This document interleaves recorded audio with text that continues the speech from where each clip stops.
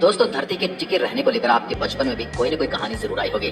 आपने उस कहानी को सुना भी होगा और उसे उस वक्त सच भी मान लिया होगा।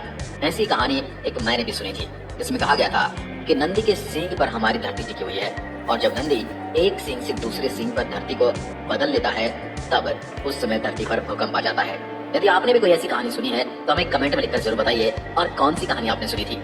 लेकिन सवाल वही का वही है कि हमारी पृथ्वी आखिर अंतरिक्ष में टिकी हुई कहाँ है। दोस्तों, जब पहली बार इंसान ने पृथ्वी से ऊपर उठकर उड़ान भरी, तब उसने पहली बार धरती को आसमान में देखा और उसे समझ नहीं आ रहा था कि वो क्या देख रहा है। दोस्तों, हमारी पृथ्वी देखने में बड़ी सुंदर है और अभी तक ब्रह्मांड में यही एकमात्र ऐसा ग्रह है जहां हमने पता किया है जहां पर जीवन है।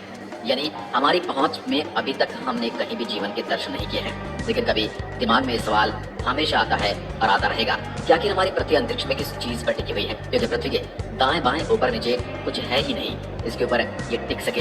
इतना ही नहीं, पृथ्वी किसी डोर या धागे से भी नहीं बनी है, तो फिर कैसे सूरज का चक्कर लगाते हुए एक गति में घूमती रहती है और उस दूरी को भी मेंटेन करती है जिस दूरी से ये सूर्य का चक्कर लगाती है। तो चलिए आज हम इन्हीं सवालों का जवाब हमारी इस वीडियो में देने की कोशिश करते हैं। अंतरिक्ष में सूरज का निर्माण और अन्य अस्तित्व में होने से ही लाखों सालों में कई परिवर्तन हुए हैं, या फिर यूं कहें जिनकी वजह से धरती पर जीवन संभव हो पाया है। पृथ्वी पर शुरुआती दिनों में जीवन का कोई नामो निशान नहीं था, बल्कि केवल एक दहकती हुई आग का गोला थी।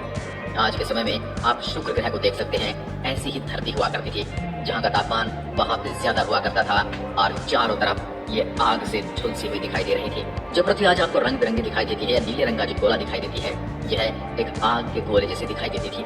इसके बाद के समय में यह ठंडी होती चली गई। इसके बाद चांद का निर्माण हुआ, जिससे पृथ्वी का गुरुत्वाकर्षण बल तैयार होने लगा। पृथ्वी का गुरुत्वाकर्षण बल सूर्य के गुरुत्वाकर्षण बल के मुकाबले बहुत ही कम है।